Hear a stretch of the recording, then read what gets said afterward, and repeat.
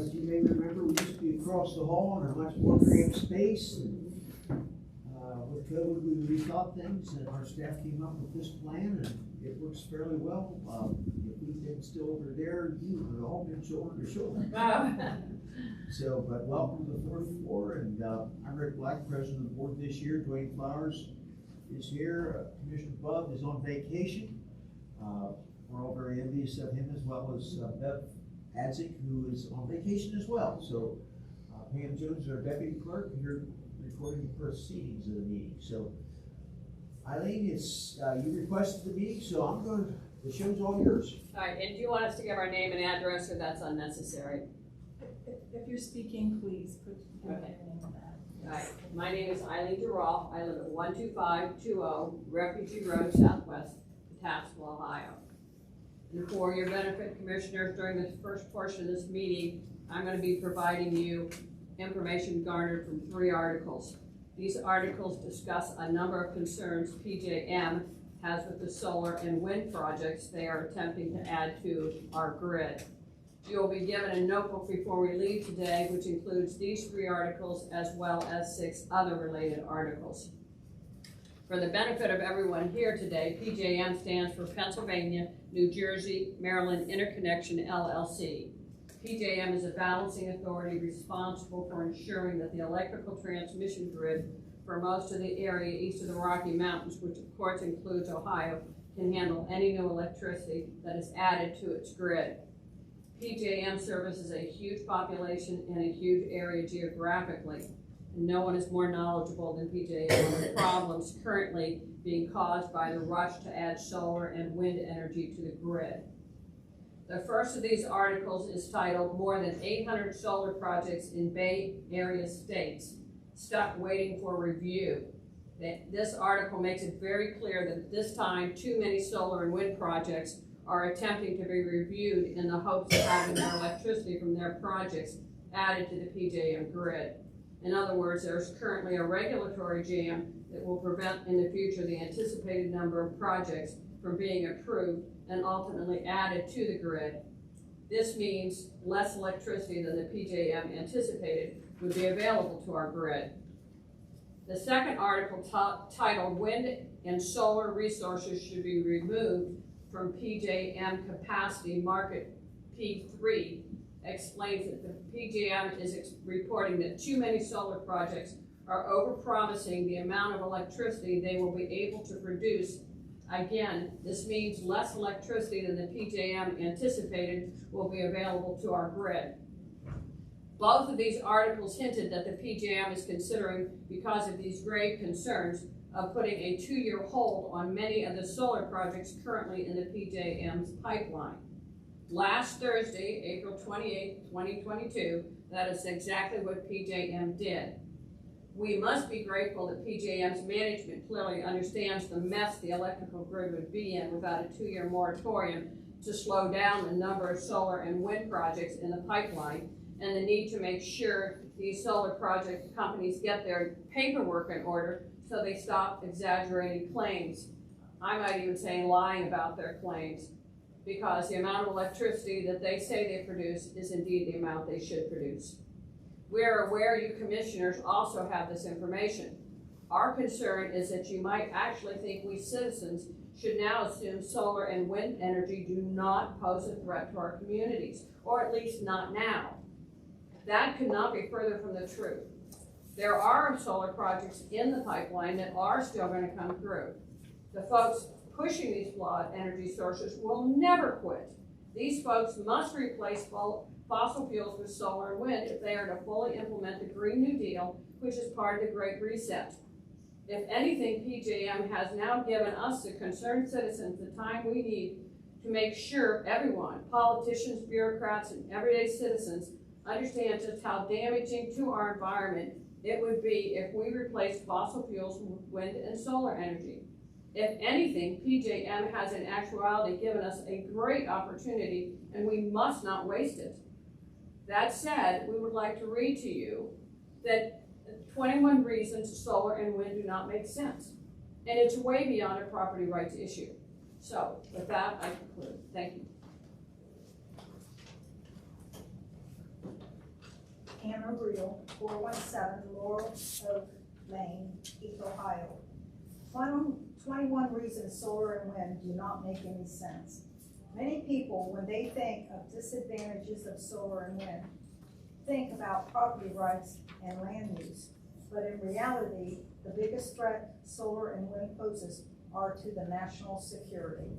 Number one, the massive use of solar and wind will create a severe shortage of reliable energy to America's energy grid. The sun shines about 24% of the time in Ohio. This means that these solar fields are only producing energy in essence 1 day out of 4.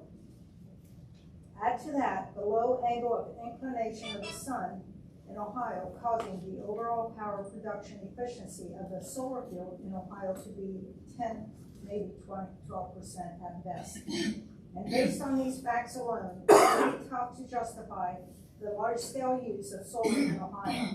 When you factor in reality, fossil fuels are plentiful, it's relatively inexpensive and reliable. Solar is as a sufficient source of energy in Ohio is a dicey proposition at best. Number two, massive placements of hundreds of solar and wind fields in Ohio and across America will increase likelihood of food shortages across the globe. These solar and wind fields will tie up hundreds of thousands of acres of prime agricultural ground across the breadbasket of America. This is a time when it's becoming clear that food shortages are likely a real threat to our citizens. Using a current map on Ohio's Power Sitting Board website, right now over 83,000 acres of ground is tied up or will be tied up because of solar fields, and this is just the tip of the iceberg. Sue Ellen King, 2548 Home Acre Drive, Columbus, Ohio. The third reason is the production of solar cells will greatly enhance the finances of our enemy, China. The majority of solar panels are produced in China, strengthening their economy to the detriment of the American economy. The fourth reason, the increase in the federal deficit to subsidize solar and wind has weakened America financially, causing a decrease in the value of the dollar while fueling inflation.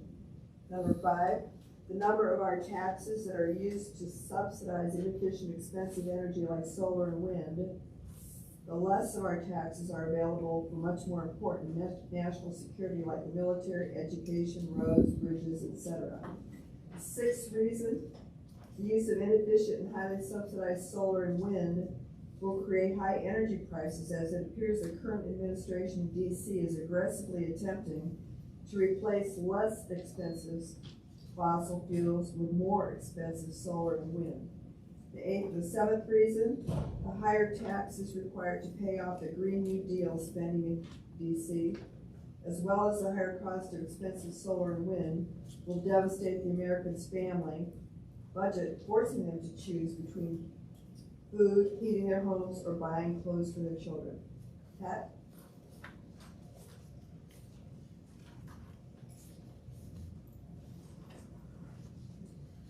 Thank you for allowing us this time. My name is Pat Haig. I live at 1069 West Church Street in York, Ohio. The ninth reason why solar and wind is not appropriate, by allowing solar and wind projects to destroy the oil industry, millions of products which need oil to be produced, if they're even available, will be more expensive. Another hit to the citizens' wallet and the economy. The 10th reason, solar energy is being used as a political lever to help re-engineering society and destroy capitalism. Corporations, to stay in the good graces of the federal government, must involve themselves in green investments in order to earn from the big banks a good ESG score, which stands for environmental, social, and governance score. Without a good ESG score, the banks will punish the companies by denying them financial support, as the big banks are currently doing to the oil companies. However, if the corporations fall in line and implement to their companies policies to advance social and environmental justice, the government aligned with the big banks will then reward the corporation for helping implement the Green New Deal, which is also called the Great Reset. For example, companies which develop solar and wind will receive huge amounts of subsidies as a reward for advancing a Green New Deal. This is the government's way of controlling what the corporations are allowed to do and has nothing to do with capitalism. It's instead a form of fascism. If the citizen and their elected officials do not say no to this scheme, capitalism will indeed be replaced by fascism. Thank you. Emma?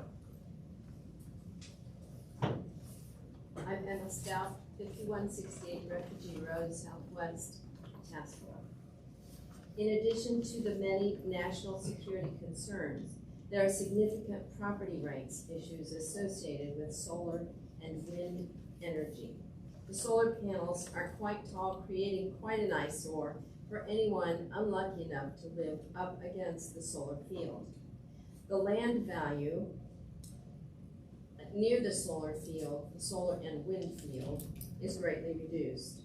The construction of the solar and wind fields can damage the drainage of land downhill from the solar and wind field if during the construction tile running under the energy project is damaged, preventing proper downhill drainage. As solar and wind projects tie up more and more land due to the law of supply and demand, the cost of land will increase, making it more and more difficult for the average American to achieve the American dream of a home on more than a postage-sized piece of land. Joe? Joe Gertley, 2498 Johnstown Alexandria Road, Alexandria, Ohio. In addition to the many national security and property rights issues, there are also health concerns associated with solar and wind energy. If the solar panels develop cracks due to normal degradation, hailstorms, tornadoes, etc., water can invade the structure and create a fire hazard. Electromagnetic radiation from the solar panels, substations, and power lines may endanger the health of those living or working near these projects. Keep in mind, these citizens are not getting the normal load of EMR. They are going to be massively exposed to EMR. By the time we know for sure the true health risk, it may be too late for those citizens stuck near fields. The solar fields are likely targets for vandals. The rigged process that allows the development of these energy projects gives most of the advantages to the project's developers and few to the citizen whose community the developer is impacting. Resentment within these communities towards these projects makes them a likely target for vandals. This in turn can interrupt electricity production and cause fires. John? Thank you. John Hawley, 6969 Sharp Road, Mount Vernon, Ohio. In addition to the many national security, property rights, and health concerns, ironically, there are significant environmental problems associated with solar and wind energy. The 18th point reason why, political semantics have put Ohio's land, water, and wildlife at risk.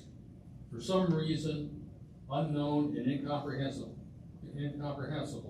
these energy products have been allowed by the state of Ohio to be called farms.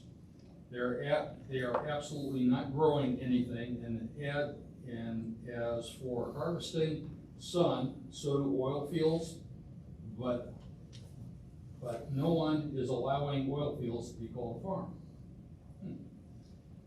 Regardless, due to the bogus semantic game, solar and wind projects can be built on agricultural land without rezoning up to a more appropriate, more stringent zoning category, one which would require a much greater consideration of the impacts these projects have on wildlife, groundwater, wetlands, etc.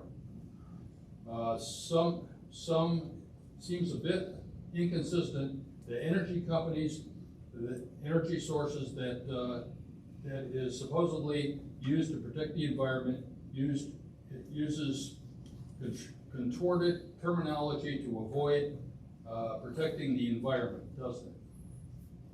Number 19. Chemicals within solar cells may leach and pollute the groundwater. Cadmium telluride is found in solar cells, is a toxic substance that has a serious risk if it contaminates the surface or groundwater. These panels develop cracks or breaks. Cadmium telluride can leak into the groundwater, into the ground and groundwater. Number 20. The toxic solar panels and wind turbines are incredibly difficult, dangerous, and expensive to recycle in the United States, and may be sent overseas. But it isn't that just transferring the problem. Isn't that transferring the problem to some more likely poor country, which is still part of our global ecosystem? If you research this problem, the amount of dangerous material that these energy fields that will need to be recycled is beyond staggering. Sadly, there's a 100% likelihood, in order to dodge this extreme cost of recycling of wind and solar turbines here in America, they will end up in landfills or inappropriate dump sites. Thank you. Elaine? Elaine Kent, I'm at 240 Greenhair Lane, Randall, Ohio. In addition to the many national security, property rights, health, and environmental problems associated with solar and wind energy, there are also concerns with the decommissioning of these energy projects, which should cause one to ask, will the provisions included in SB 52 for the decommissioning of the solar fields be adequate? It is good that SB 52 makes provisions for the cleanup of these solar fields when they've outlived their usefulness. It's also good that SB 52 requires the energy companies to put up a bond to cover the decommissioning cost, and that this cost is reevaluated every 5 years and increased if necessary.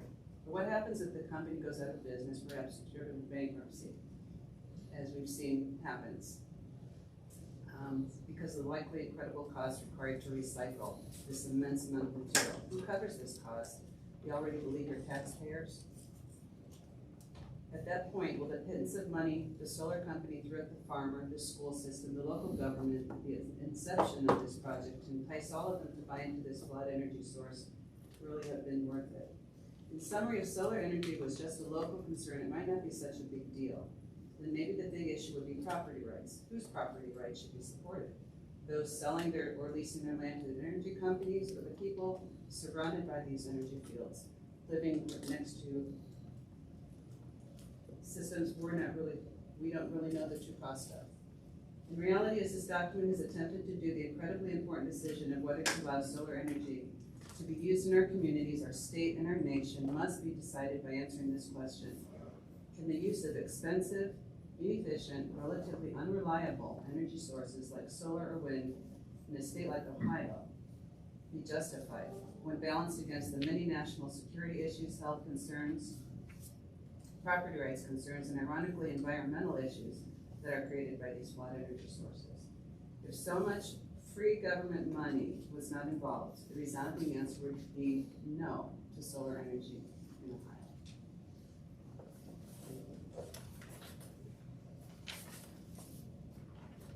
Ohio. Judy Kaffmeyer, 29 Roma Court, Southwest, Etna.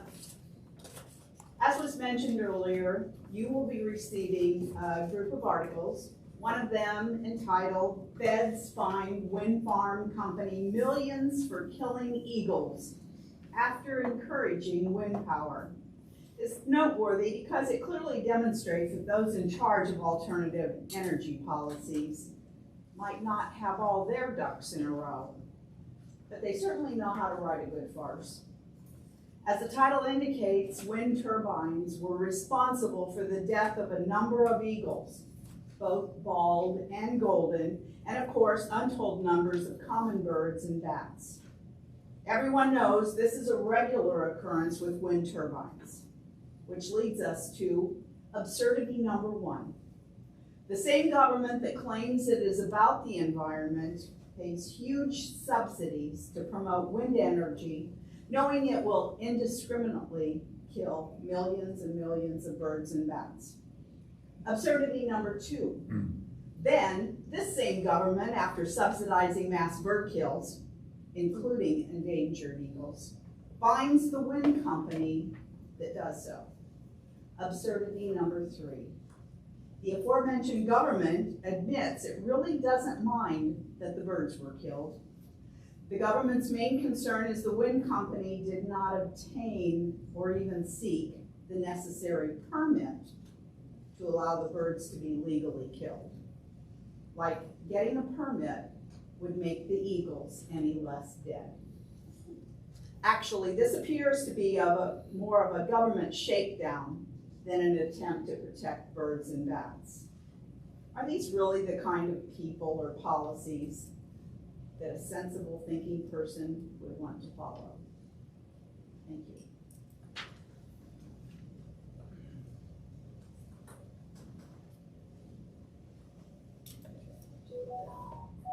Oh, wait, no, sorry.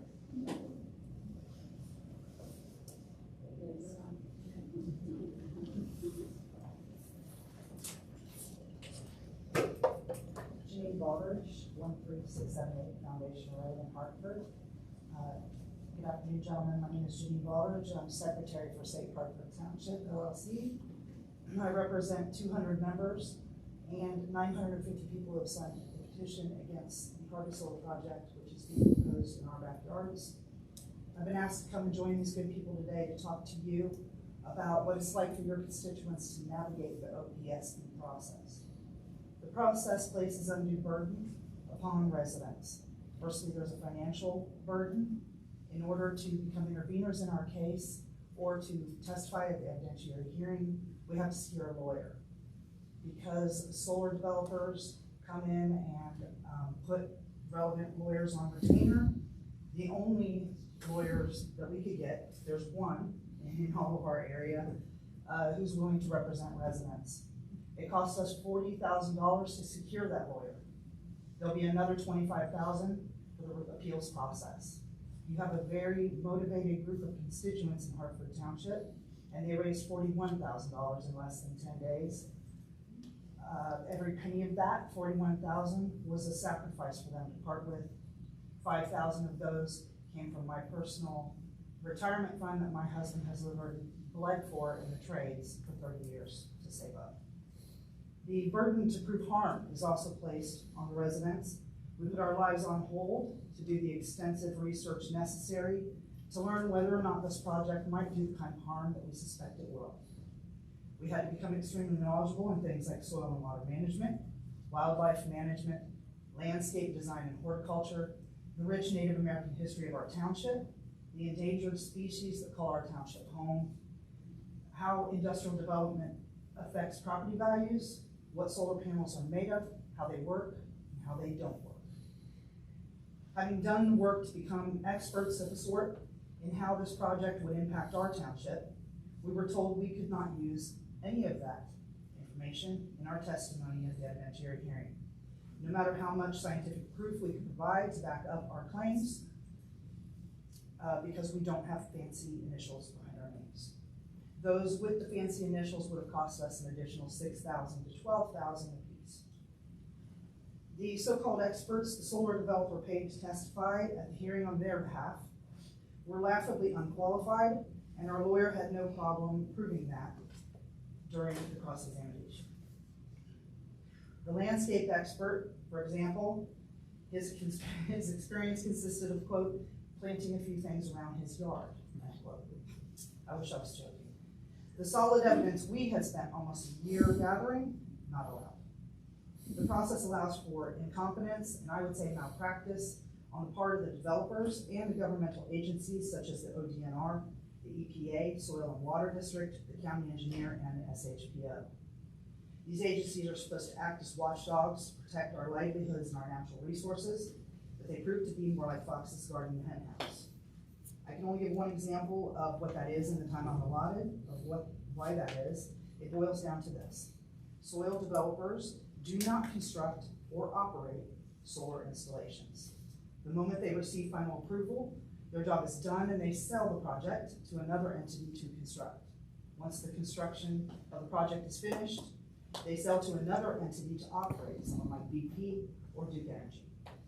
Despite knowing this, the OPSB staff and the governmental agencies I mentioned previously play a little game with the developer, asking them questions they can't answer, getting them to give promises about construction and operation that they won't be around to keep.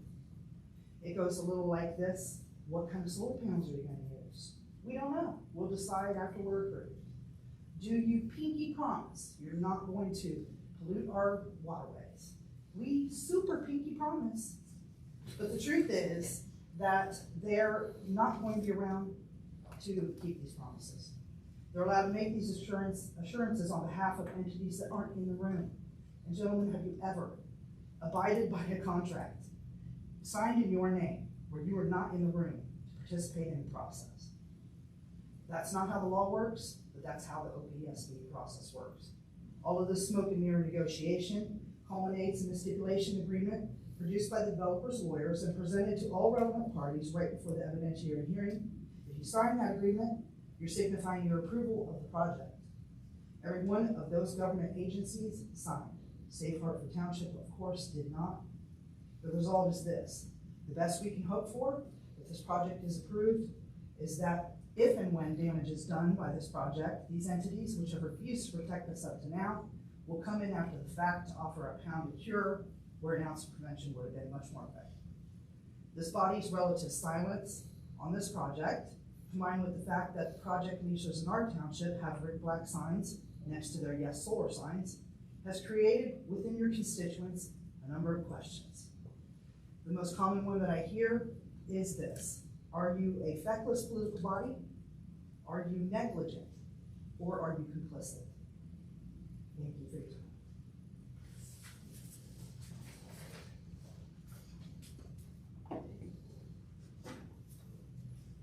Hello, my name is Jen Bell Duffner. I reside at 8197 Jersey Mill Road in Alexandria, Ohio. And I would like to also put on record that I am a green business owner in Licking County, and I have been a successful green business owner for the past 10 years. That being said, I'm completely against solar and wind, and it's like basically saying that junk food is good for you.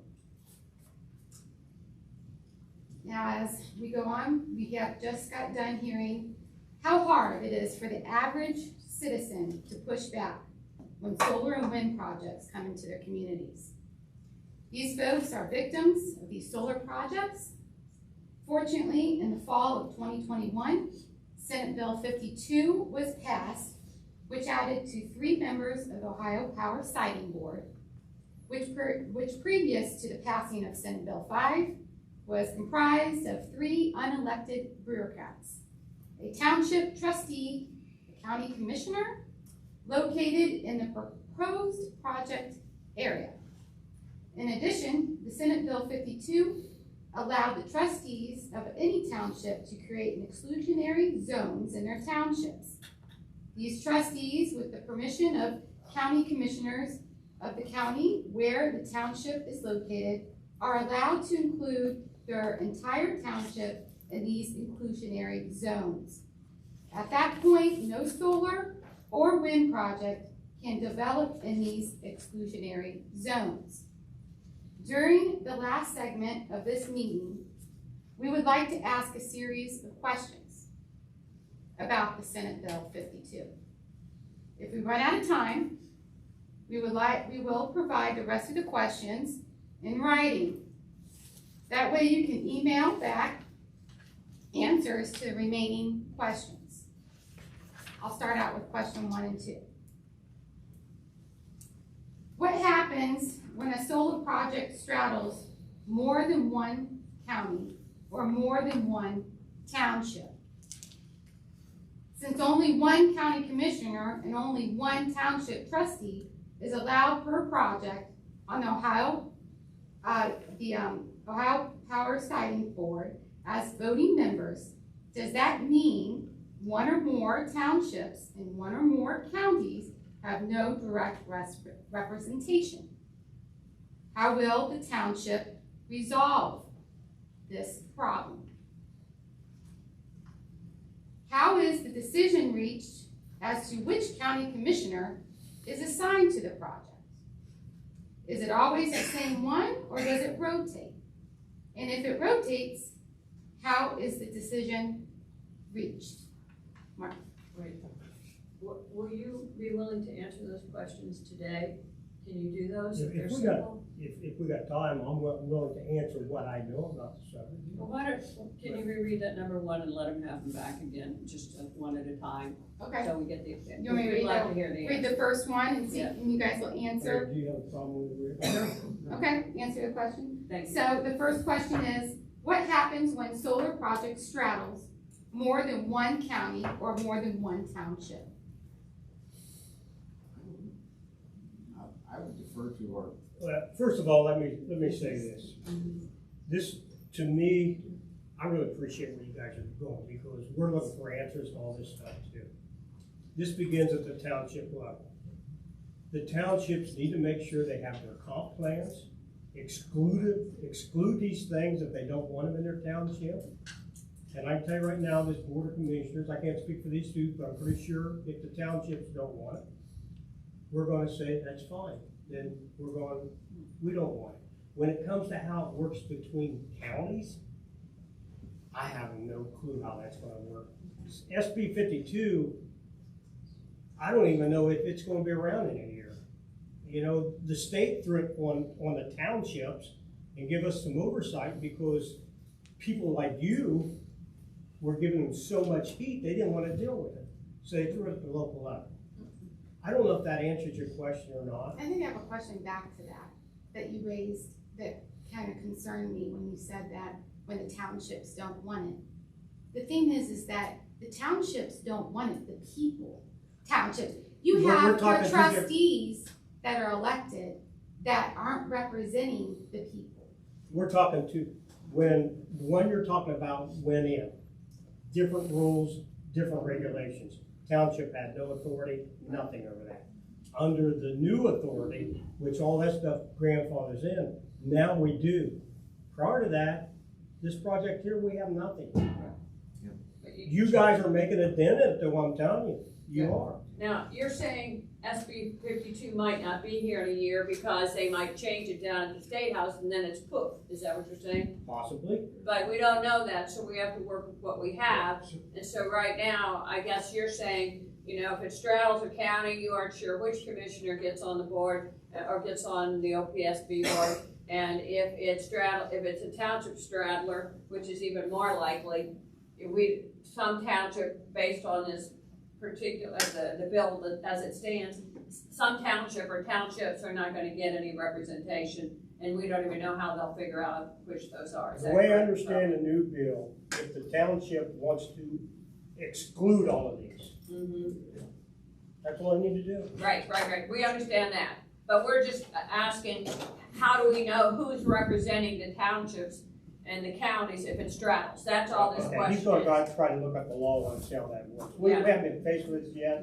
But we had a group that would probably be your anti-group, Ohio Land and Liberty Coalition in last week, and they're saying that, you know, there's a pause of 2 years now on just making panels, because all the panels are supposed to come out of Toledo, Ohio.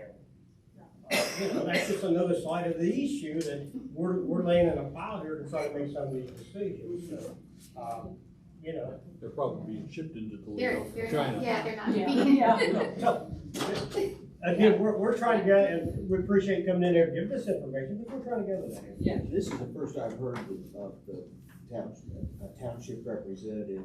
I mean, are we gonna put a township representative on each case? Well, there's the question, and I believe the answer is yes. I mean, 'cause- Or what did you say, what did you have to do? What's that? They would have to do that on each project, in whatever townships it is, a township trustee's gotta be on that OSBB board. Yes, I think, the way I read it, but hey, let us know when you find out. Oh, I'm here. you're here, oh, okay. Mary Bauman, President of Safe Hartford Township LLC, 13195 Freeze Lane, Centerburg.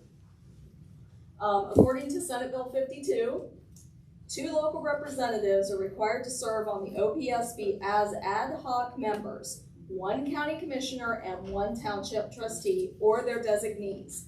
They would be the chair of each of those boards, and if the chair is involved in the project, then it has to go to a different member to sit on the OPSB. So it sounds like to me, there's 3 of us here. 2 would have to vote for the other one to serve. No, Mr. Black is automatically the Automatic person because who's of the going to sit president. on the Okay. board if there is a project All right. in Lincoln County.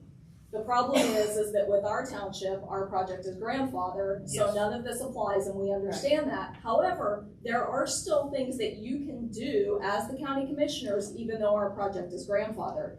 You can still insert yourselves into the process. If you read through Senate Bill 52, there are still things that you can do, and the issue now is you need to be working with the rest of the township trustees to get these exclusionary zones put in place. And it's your responsibility to contact the townships and ask them to work on those. Most of these township trustees have no idea what Senate Bill 52 is, and their constituents don't either.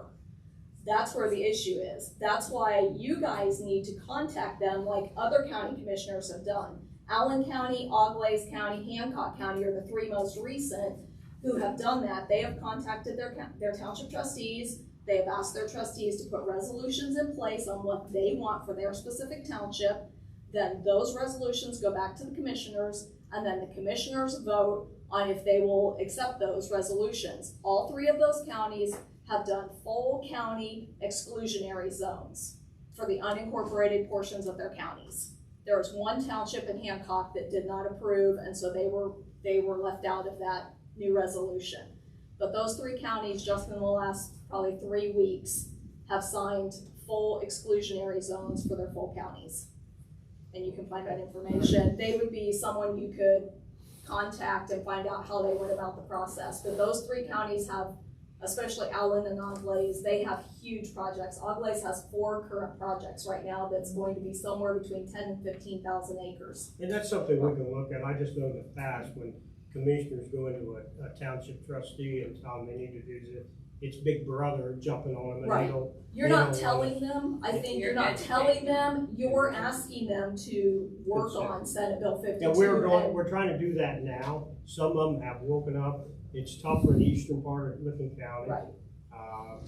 Some of them just don't wanna do nothing. The western Lincoln County has been involved with it now enough where they know that they gotta get their ducks in a row. Right, So they're really stepping up. but this is outside of the comprehensive plans. Yeah. No. So this has to be done outside of the comprehensive plans. This is a separate thing. Because I just read an article out of the Advocate, and it was in the Patapsco Standard, and they were talking about the merger with St. Albans and Jersey, they were talking about how, they could do, a jet, or they could do various zoning things. But there wasn't one word said in there about protecting against solar. So they could be protecting themselves, in the more traditional zoning way. And solar can come in the way it's called a farm, and it doesn't have to, it can buy any agricultural land it wants. And there's no mention in there. And it made me believe that they don't know that there's a whole problem coming at them, particularly with Intel in town. And if they don't set these exclusionary zones up, they're in trouble. And that, I would think that township, above all townships, it's got a lot coming at them. But that one, you need to say, hey, dudes, you're busy, but you need to know this piece of the puzzle for protection, I would say.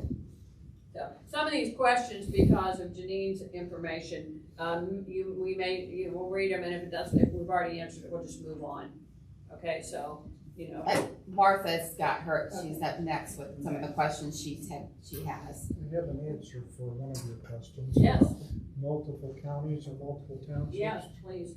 How's, SB 52 specifically deals with that. It says if you have multiple townships, one member from those townships will be selected by majority vote of all of the township trustees. So if you have 3 townships, you have 9 trustees. They vote to select one of their members. That's all. Good to know. Similar process with the counties. The 2 boards, 3 boards, whatever county, they collectively select one of their members to be there. Great, thank you. Good afternoon, I'm Elizabeth Ryder, 13047 National Road, Glendale. And I have 2 questions for you. Have you alerted township trustees, and we're kind of touching on this now, in Licking County about SB 52 and the very great and urgent need to create an energy exclusionary zones? And then in what way, if any, are you helping the trustees set up their exclusionary zones? We've just kind of touched on that. So number 4. So you don't have any definite, okay, we're calling this township and these are the things we're going to tell them and these are the ways we're going to help them, or are you just kind of sending them emails, or, what is your process, or do you have a process at this point to get them in the game on this? I would say something we're gonna be looking at real closely, probably real soon. Mm-hmm. No, we don't have a plan in place right now. Okay. I will say this, I have been trying to get a meeting with Township Association by going through their president now for 3 months. It's very, very hard. Very, very hard to do. I'm hoping to have one May 17th. On an update on Intel, I hope we can get 20% of them there for that meeting. If they do, this might be a place to introduce that as a, hey guys, you need to look at that. I wouldn't have any problem with that. But it's really, really tough to get these guys in a room with us. It's been, what, 3 years since we've been invited to? Yeah. I mean, their association has not met for 3 years because of COVID. Okay. But it's something we need to do. Yeah. We need to do it. We have no problem in doing You it. just have to figure out the mechanics of it. Yeah, how to do All right. it. Well, we We appreciate have it. no problem in doing it. Just as, by the way, for you that don't know who I am, I'm staff attorney for the commissioner. I'm not an elected official, although I used to be the county prosecutor. And I'm speaking from that experience. And I see it to these gentlemen. Townships saying, we need help. Help us with this, that, or the other thing. But they don't tell us what help they're looking for. To take and do it for them? To provide funding because they want to hire somebody to do it themselves? They just say, help us, with no idea what. And this county's got 25 townships. And the answer to that question as to what these help is going to be different for each of them. Well, that's what's missing. These guys are being asked to help them with no plan of what help. Help us do a comprehensive plan. Help us hire engineer so-and-so so we can do it ourselves. We don't have the money. Your township trustees need to tell us, not just we need help. What help do you have in mind? Hiring somebody so you can do it, or you want us to do it for us? Because then if we do it for you and you don't like it, it's the big brother mentality. Well, we would hope an You see what I exclusionary mean? zone is a lot less complicated than a comprehensive land use plan. No, not really. It should. It might be, sure, if you have more consensus, but you have property owners saying, hey, not my property. Wait a minute. I'm not sure it's going to be even easier. But township lines don't stop with topography. Areas suitable for solar or wind don't stop just because there's a township line there. It might stop because there's a big valley or a big... So comprehensive plans are wonderful. If you could make a comprehensive plan that's square like our townships. Ideally, comprehensive plans to be really valuable ought to straddle multiple townships. The 161 corridor, how many townships does that go through? That ought to be one comprehensive plan. That's where the businesses are going. Yeah, but we want to keep our government local. We want our locals. I know, but I get that. But nothing stops multiple townships from working together and saying, let's hire one person to do comprehensive plan because we share a common border. We route. And so one plan focuses on those portions of the townships that have similar needs. Well, we appreciate that. But, so get your townships to itemize, this is what we need. These guys will be much easier to answer the questions, we can do whatever we can. Do you think if we would go to the townships then would be initiated to have to do something because somebody came to them? You know, If we bring the subject, then they have to. that's deal where with I was going to go. Maybe we get a hold of the president of the township, Licking County Township Association, and say, these folks want to meet with you. You need to get your township trustees in. You guys know the subject. I've heard all this, but I don't know the subject matter as well as you guys know it. You know, I'm the county commissioner. They look at me as somebody putting a thumb on it. You're where the rubber hits the road. You're the one that's making it go. And it's a big difference. Well, I think, how many of you would be willing to take this on the road and go to a township trustee, a big meeting? Alright, I mean, so, we could do that, and that is in our plans down the road. You think about it, I'll give you you got an extra book there again? I don't know if it has their meeting times. Yeah. They, See this? yeah, this does not have, you need to know their meeting dates, times, Right. and locations. Their old directories had that, but they have not met for 3 years, so Yeah. they don't have a current directory. Could And a you lot of them facilitate that though for us, if you set up the meeting? I would prefer that we not, because okay. it's coming from us down. I would prefer that you guys, this is the way we're supposed to work right here. Right. Well, This is redressing grievance. You come in to your elected officials and say, look at this, listen to this. Because I want to tell you what, I've heard all this, I have the same questions. I don't know how we deal with it. There's too many too many questions unanswered still. That's why I appreciate coming in, gives us information, gives us more to look. Should we do a countywide moratorium? I don't know. I still feel it should come from the townships up. Township-wide moratorium on solar, or Just moratorium on what? exclude it. What? Just have them exclude it. Yes. Then we'll put our blessing on it. Yeah, okay, you would, all right, go ahead. I would, I don't Yeah. know about these two. The statute allows the commissioners to do restriction areas, okay? And yes, they could try to do it countywide, but you're gonna get some resistance to that. Big resistance. Big Yeah. resistance. That's okay. If we do go township by township, we could get it done. That's the point, is if you have a township, the general consensus, we like our township, or a portion of 2 townships collectively restricted. And they come to the commissioners, hey, would you restrict these areas of our township? These guys probably gonna say, sure. Well. But to suggest they should thrust it across every. What's next? What else do we need to deny, you know? It starts a door. I'm not going to go. That request by law, for them to do a resolution like that requires a public hearing. Is If there- they did it countywide, we would have every township have to be served. As counselor, is there a way in which to put a referendum for a township or for the whole county in which to create, to at least force these people to address a moratorium, whether it's township wide or? Yes and no, not by your terminology. A referendum is putting something on the ballot to ratify or undo a decision that's already been made. And this House Bill, Senate Bill 52 has that. So if the commissioners did a restriction zone, somebody could do a referendum against that. But is there a way to which to bring it to the I'd have to forefront? look, Ohio recognizes the ability of the citizens to do an initiative.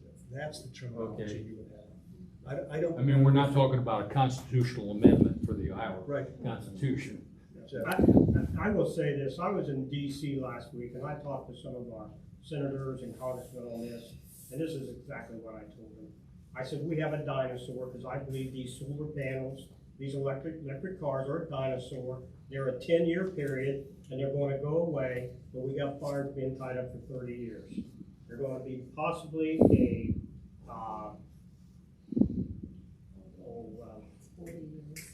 a hazard when it comes to to, Recycle. all this stuff, we have no clue. And I had one senator says, you know what? 5 years from now, you won't be thinking about electric cars because there's stuff coming down so quick that all of it's going to change. And to me, that's why what you guys are doing is so important, because it's probably slowing it up enough to see what's coming. Because as I've said before, you used to take a computer the size of this room to take a man to the moon. Now it takes a size less than this. It took a solar panel, half the size of that wall. Tomorrow it may be a dime or a nickel. Well, let's And all all this agree. stuff is on the verge of changing, so. But we can't phase out fossil like right now, No. because that's kind of what they're doing. There'll be a big gap in order to transition, and what happens to our electrical needs during that gap scares the pants off of, I think, probably all of us.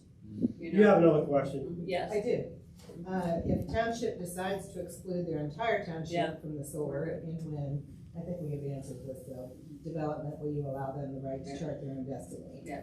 Absolutely. So, forest. Nothing more. I'm Forest Cooper Ryder, 13047 National Road, Cornwall. I got a couple of my own personal things I'm gonna throw out here first. I'm a farm boy. My thoughts, always thought I'd love to have a farm up in the Crook area. My thoughts to say, well, I'm to see that road, the rows of solar panels just really turned me off. The other thing that I found out quite a bit of this today, but there is so much money involved in this, going to here, there, and everywhere. They're trying to buy the whole thing. And I don't know whether they may get it done. They're gonna try pretty hard. Now, that's all I got to say about that. And my question, are you attempting to educate the trustees, we just talked about this, on the negative issues associated with the solar in order to counterbalance the endless, it isn't solar wonderful message being spread by government and the media and the project development? We already talked about this some, but I'll read the other question and then you can do what you want. Are you familiar with the many direct and indirect ways solar and wind energy are negatively impacting our communities and our county? If so, could you share some of them with us? County is the country. That's it. The only negative I've heard is I heard wind energy in this state's about done. That there'll be very few windmills. We're hearing that them will probably be taken away. As far as solar, I'm not hearing anything as far as the process of putting them in being rolled back or anything. Again, we've got groups like this group against, we've got groups, the other group that's for. And it's trying to gather all the information to get an honest idea how this thing should happen. And if you look at all the ways they're putting money, places that I just found out some of this today, but their money, they've got money going everywhere. They're trying their best to buy it. And I won't even begin to tell you something, but they've got different people, different farmers, and they're getting the trustees, they kind of went to them and they're buying up, they want to use their farm, So Forrest, you know their answer to that question? Instead of leasing it, we'll just buy it. Yeah. So then where do you go? But then it's huge They won't amounts do of, that. but here's the thing, if this They was. get the tax liability if they buy the land, they don't want that. They want, They yeah. want the subsidies. They want someone else to be responsible for that land, not them. Yeah. You need to That's be possible, more but- knowledgeable about the solar industry and what they're actually doing They don't wanna own in land. your county. Hey. Under your nose. I had a friend of mine, he's a lawyer up in Mount Vernon. He had them come by and wanted to lease 300 acres of his farm up in Richland County. And of course, he turned them down, but he said there was a lot of money being thrown at it. They wanted to lease it for 30 years. And from what I gather from the technical specs from the manufacturers, these panels don't last 30 years. Last two. The last 20. And at least Well, $1 it said today. 15 years on this one manufacturer's, but, like most of those items, they degrade over time. And at I mean, least it- dollar today, what's it worth 30 years from now? I said, at least dollar today, what's Yeah. it worth 30 years from now? Yeah, Eileen, how many people do you still wanna speak that haven't spoken? we really don't have any, so Okay, we're, I just wanna make sure. we got this nice and tight for you, because we got 5 minutes left to say there. Well, there you go, there's your Hey, one. I do have a question. I like these folks, go for it. But there's something, and I've read, and John, maybe you can help me, or Eileen, that a lot of these people that are being approached by these companies, they give them money and are told, do not discuss this with the public. No, it's true. Yes, They come in So- years before. So when you hear something like that, you really have to have concerns, because what are they trying to hide? And that's the biggest concern we should have as citizens of this state, is the fact that things are going behind our backs that we have no idea what's going on. And that includes everybody in this room. That's a big concern. Judy, did you have something? Yes, okay, you were saying the best way to go is go to your township trustees, have them put it on the agenda and discuss it, right? About those exclusionary areas, that's the way to start. Yes, because that's the only way, we're gonna or these guys are going to get a sense of, what do you want for your community? Okay, They don't live in all of your communities. right, okay. So. Well, that just clarifies, that's, And that Step makes it one. easier Go for there. everybody. Step one. So we're gonna make one rule that's countywide that may not work countywide, you know? But the Got it. restriction can be for your township, or the northern part of your township and the adjoining southern part of the next township. Whatever, you know, the consensus. step one. Yeah, that's step one. Thank you. If House Bill 52 is repealed or Senate Bill 52 is repealed, would these exclusionary zones just be voided? Or grandfathered, and who knows? It's impossible to know. And that may never happen. I just heard from a representative that that's possible. That would be entirely up to the legislature deciding whether to do some kind of grandfather or erase it. Was there a mechanism before Senate Bill 52 to keep these out, or? No. Elaine? From what I can gather, farmers have the right to say you can't change, take away the value of the property, especially how things are right now, with everybody, but especially our farming industry. If SB 52 is beefed up to the point where any costs associated future getting rid of the potentially toxic material when things go bad or whatever, also, you go after the people for medical lawsuits. We don't know if there's harm, but what if there is harm? If we can make it cover any potential cost, it's not gonna be attractive to the farmer. And it's not gonna be attractive to the industries that we know they're gonna go away, they're gonna, run up into the moonlight. They have to put money down. They have to have some kind of a bond that says, if this happens, we're coming after, we're gonna use this money.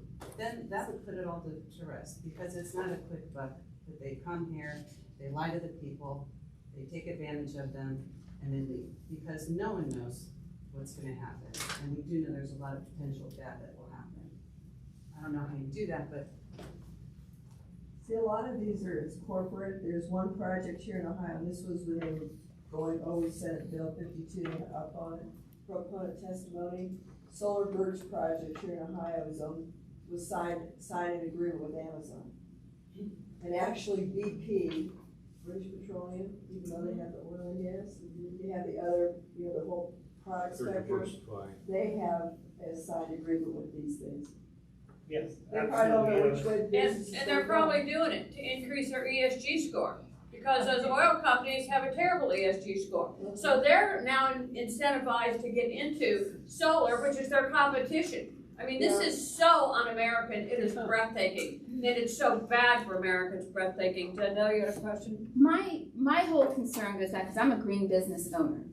So I think that a lot of times we're missing the point here. When you talk to the senators, when you're in Washington, D.C., your wind and solar, it's not going to save this country from, it's not they're not going to improve the security of this country, wind and solar. It's nothing like that's going to happen. As a green business owner, I'm reliant on making new initiative things for, that environmental friendly things. But I do that on my own, not with government funded entities. And this government funded stuff never goes through because they don't compete with other businesses. So they are never successful in anything that they do. They have to rely on our money and our tax money to make it. They would not even be here right now if they weren't getting tons of money from our tax dollars. They cannot compete because what they produce is not efficient and it doesn't work. I depend on oil and gas. Oil and gas is so much better for the environment than this stuff is. And we're going off false information. You're fighting for a green stuff that isn't even green. Your oil and gas is much more safer than this stuff is. And I'm dependent on gas being low for me to do competitive things as an entrepreneur, because that's where new initiative things happen. So when you're talking to senators and people that are higher up there, when they're really far away from how things really work from the bottom up and how we make our community and make more jobs and make things more successful and keep our taxes low and our prices better and making things more efficient, it's through entrepreneurs. We will come up with the ideas. It will happen with our own money and our own initiatives. And when we do that, we're competing with other businesses, and that means we're going to be strong. And that's why I've been in business for 10 years. And that's why I'm growing. I don't take money from the government. And you won't get no argument here. You won't get none this here. stuff is just They tried it in focus. 2008 and went backwards. The people I talked to in DC would agree with you 100%. The problem is there's a handful of them, so. But that's why we have to have you guys. We're trying to be at your back, but you've got to stand strong because this is insanity. $8.1 billion. Yes, I would defy anybody. Wasted. Yeah, I would defy anybody to tell me why solar is good. It would be good if the sun could somehow come down an electrical wire, but the way it works doesn't work. So pie in the sky plans that are using our money to bribe farmers and politicians and I'm not saying you guys, but this is not at all acceptable. And Eileen, if we were to make that happen, come down into a power line from the sun, it ain't gonna happen from the government. No, it's gonna happen from the entrepreneurs that come up with it, not help from the government. I want to just. Okay. They've given us 3 more minutes than we deserve, and we're grateful. Well, that's that deal. Can I make one comment? If you want our cards, get our cards. You can always email us and we will answer to the best of our ability. Can I make a comment, just one comment? The thing is, we have to start local. Our community needs to go to our local people, and we need to have that we can rely on them to do the right thing for our community. Because down the road, 10 years from now, 20 years from now, it's gonna affect your family that you leave behind just like ours. Yes. Would you all meet me in the hall in a minute, and I have a question for you. On that topic, keep in mind your local officials, i.e. your trustees, are part of a board. Doesn't do us any good to see what you need if they speak with 3 different voices. If they want to make a request, they've got to have a consensus, or it doesn't do us any good. You've got to get them to, we need this. At least 2 of them. We need a majority. Hey, that's your call. I mean, The resolution. he represents you. If this